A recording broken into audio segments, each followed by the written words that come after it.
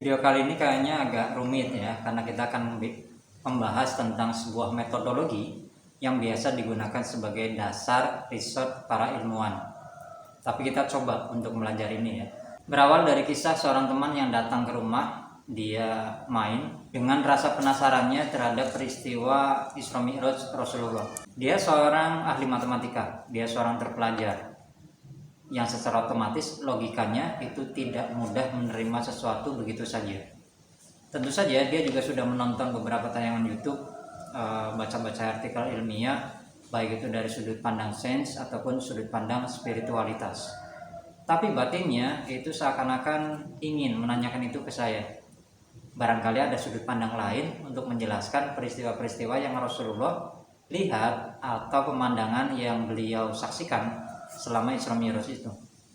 Sebagai seorang muslim sebenarnya kita menerima saja ya, lebih nyaman untuk menerima saja dengan apa yang diceritakan dalam hadis atau peristiwa-peristiwa yang bahkan setidak masuk akal apapun, sekalipun itu sangat irasional, tapi ketika itu Quran atau hadis sahih, ya kita sebagai seorang umat muslim wajib menerimanya. Berbeda dengan ketika itu digunakan bagi segelintir orang ya, untuk mengintimidasi atau menyalahkan pihak yang lain.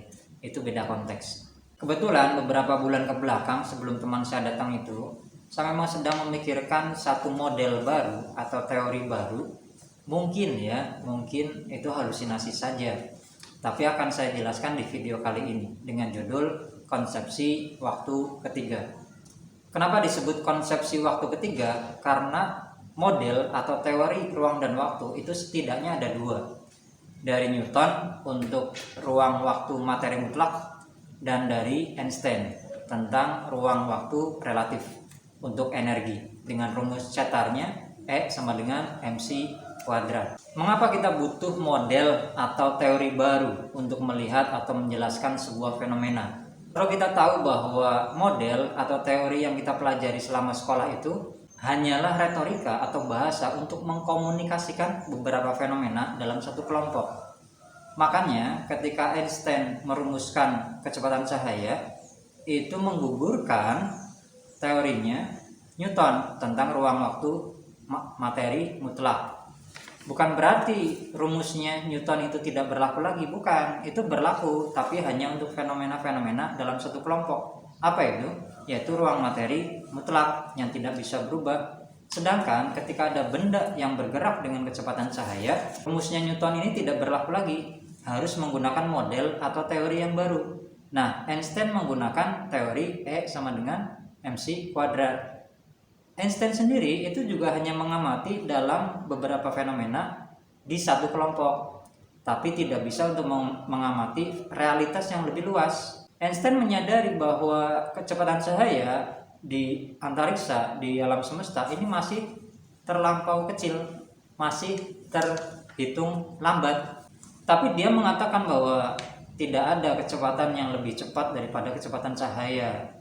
Tapi dalam riset perkembangan saat ini ternyata ada kemungkinan apa yang disebut dengan tachyon atau partikel hipotetis yang bergerak dengan kecepatan 27 kali lipat kecepatan cahaya, 300.000 km per detik dikali 27. Model atau teori rumusnya Newton kan seperti yang kita pelajari saat SMP ya.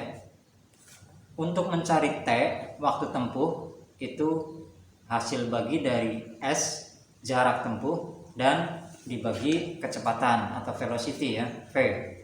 Contohnya begini, jarak antara Tegal dengan Bandung itu adalah 200 km. Saya pakai odong-odong dengan kecepatan 60 km per jam. Maka berapakah waktu tempuh yang saya lakukan, yang saya alami perjalanan dari kota Tegal ke Bandung? Maka mudah untuk mencari waktu tempuh, maka 200 km dibagi 60 km per jam. Ini pelajaran SMP ya, sekedar nostalgia ya. Sekali lagi, rumus T sama dengan S bagi V ini adalah rumus atau model untuk ruang waktu mutlak yang digunakan Newton untuk menjelaskan fenomena-fenomena dalam ruang dan waktu materi mutlak.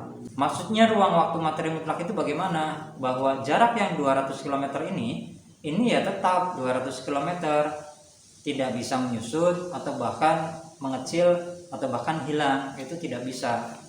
Berbeda dengan teorinya Einstein. Ketika benda yang bergerak dari kota Tegal misalnya ke Bandung bergerak dengan kecepatan cahaya, maka 200 km ini mungkin tidak ada, tidak akan terasa. Inilah yang disimpulkan oleh Einstein, bahwa jika benda bergerak dengan kecepatan cahaya dan kemudian itu melewati ruang yang lebih kecil, yang tidak begitu jauh, maka ruang itu serasa tidak ada. Dengan model atau rumus atau teori Einstein inilah kemungkinan kita bisa mengunjungi masa lalu atau kita mendatangi masa depan itu terbuka dalam model yang dibuat Einstein ini. Konsekuensi dari model atau teori yang Einstein buat ini memunculkan paradoks-paradoks. Salah satunya yang paling viral adalah paradoks Grandpa. Bagaimana kalau misalnya kita ke masa lalu, kemudian kita membunuh orang tua atau kakek kita, apakah kita ada di dimensi ini? Nah, pertanyaan-pertanyaan tentang paradoks ini itu akan dijawab dengan konsepsi waktu ketiga yang akan kita jelaskan ini. Jika memang masa lalu itu bisa dikunjungi dan kemudian kita bisa berada di sana atau bahkan bisa meretas, mensabotase apa yang terjadi di masa lalu, maka seakan-akan pertanyaan Imam Al-Ghazali pada muridnya ini tidak berlaku lagi. Pertanyaan apa itu? Ya, masa lalu.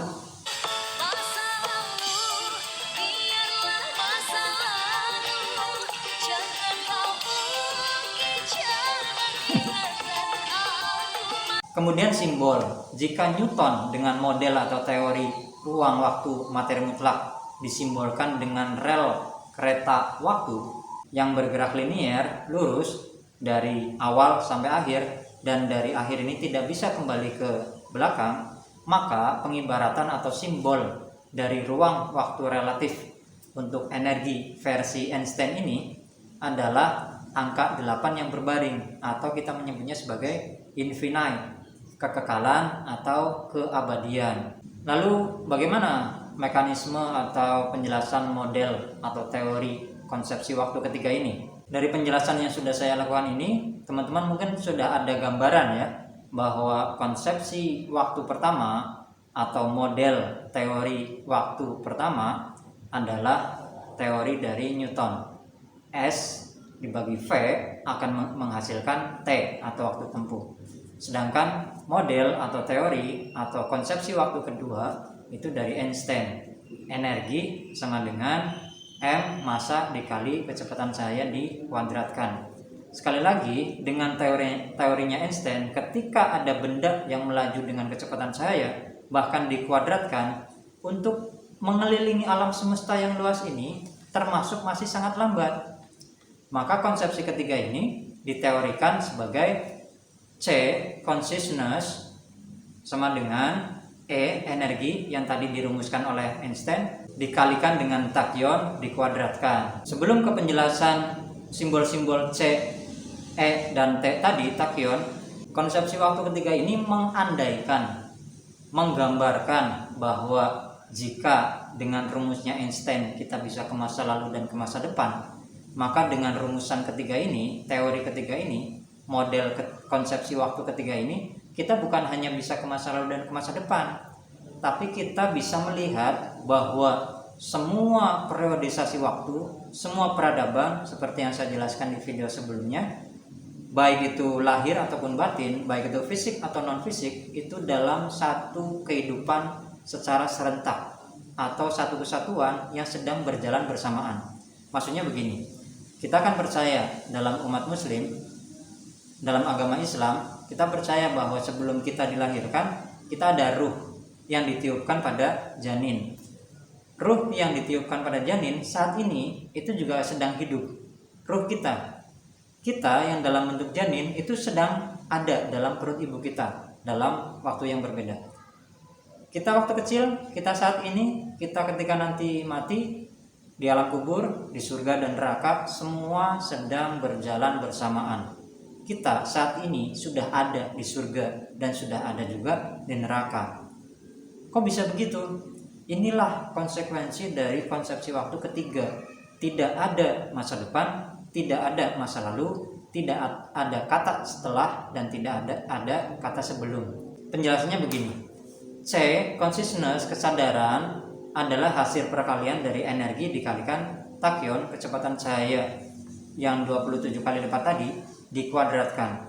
Ini mengandaikan ketika kita memasuki wilayah peradaban kelima, seperti yang saya jelaskan di video sebelumnya, kecepatan tachyon ini mengandaikan kita memasuki sebuah entropi, sebuah perubahan kondisi, sebuah wilayah yang di sana kausalitas lenyap, yang di sana sebab akibat itu hilang. Dengan otomatis karena sebab akibat hilang, konsepsi waktu di sana juga hilang.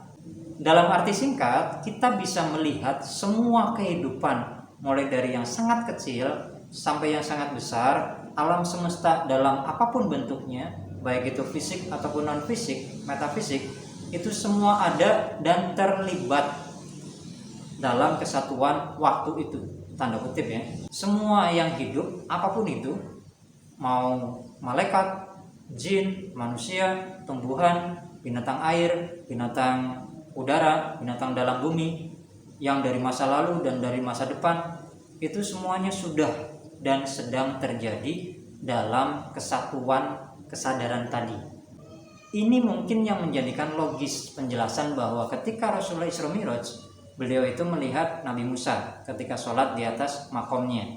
Beliau juga sholat dengan para nabi di Masjidil Aqsa. Beliau juga melihat para nabi dari langit pertama sampai langit ke-7, Nabi Adam sampai Nabi Ibrahim. Kemudian beliau juga melihat kondisi alam barzakh, tubuh mereka seperti apa, tubuh orang-orang penghuni neraka, tubuh atau kondisi orang-orang penghuni surga, dan sebagainya. Ini adalah ahwal atau kondisi atau pengalaman atau fenomena yang dilihat dari wilayah kesadaran tadi. Inilah yang saya sebut sebagai model atau teori konsepsi waktu ketiga, bahwa pertanyaan kenapa Allah menciptakan al-qalam yang tadinya dia tidak menciptakan, Tuhan atau Allah itu berubah dong. Itu tidak seperti itu. Kenapa? Karena di wilayah peradaban kelima saja, di wilayah peradaban cahaya dengan kecepatan tachyon tadi, kausalitas sudah hilang. Maka pertanyaan kenapa Tuhan berubah, yang tadinya tidak menciptakan kemudian menciptakan, ini tidak berlaku lagi, tidak relevan lagi. Sekali lagi, ini hanya katakanlah halusinasi saya saja ya, tentang model atau teori baru yang bisa menjelaskan fenomena-fenomena yang lebih luas daripada model yang diciptakan oleh Einstein. Seperti Einstein yang juga memperbaharui model atau teori yang dibuat oleh Newton. Tapi ini bisa jadi salah, sangat mungkin salah. Kenapa? Karena saya bukan seorang fisikawan. Saya hanya merenungkan Isra Mi'raj, dan harus ada model atau teori baru yang bisa menjelaskan fenomena-fenomena itu. Sekali lagi, jika dalam konsepsi waktu ketiga, dalam kesadaran tadi, kita melihat bahwa segala sesuatu, baik itu yang fisik ataupun yang metafisik, baik itu yang besar atau yang sangat kecil, subatomik, bahkan dimensi atau kehidupan di wilayah subatomik, itu semuanya terlihat, semuanya sedang dan sudah selesai di wilayah kesadaran tadi. Inilah mungkin yang saya sebut sebagai peradaban ke-6 kalau gradasinya dibalik ya, atau peradaban pertama, makhluk yang pertama diciptakan oleh Allah, Al-Qalam atau Nur Muhammad. Dari peradaban inilah kita akan melihat bahwa segala sesuatu sudah dan sedang terjadi secara serentak atau bersamaan. Terakhir kita akan tadabbur 2 ayat tentang kecepatan cahaya atau peradaban cahaya. Tapi sebelumnya kita akan tadabbur, kita mendengar nasihat dari Ibnu Abbas yang ini. Bahwa para ulama, para sahabat, tabi'in, tabi'in, dan para ulama salaf itu tidak akan pernah mengatakan sesuatu yang mereka tidak punya ilmunya, tidak punya dasarnya. Tapi kenapa saya berani? Bukan berarti saya berani, apalagi saya bukan ulama ya. Saya hanya pembelajar, dan sangat mungkin ini kesalahan atau keteledoran, kecerobohan saya dalam mentadaburi dua ayat ini. Di ayat ini kodenya, isyaratnya adalah diksi adab. Jika kita pakai model pendekatan 6 peradaban di video sebelumnya, di peradaban apakah skala 1 hari di sana sama dengan 1000 tahun di bumi? Kita bisa berasumsi bahwa yang dimaksud dalam ayat itu adalah peradaban api, wujud zat plasma. Yang digradasi terbawah adalah para penduduk alam jin.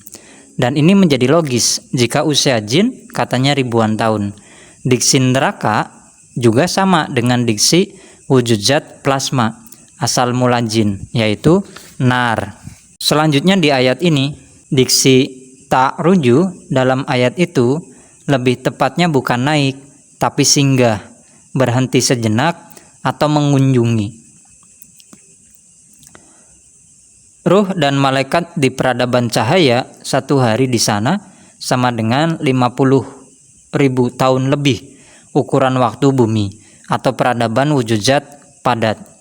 Peradaban malaikat ini tidak bisa melihat takdir seluruh makhluk. Maka ketika Allah berfirman akan menjadikan Adam, mereka berkata dalam konsepsi waktu ketiga tadi. Mengapa malaikat tidak bisa melihat takdir seluruh makhluk, seluruh peradaban?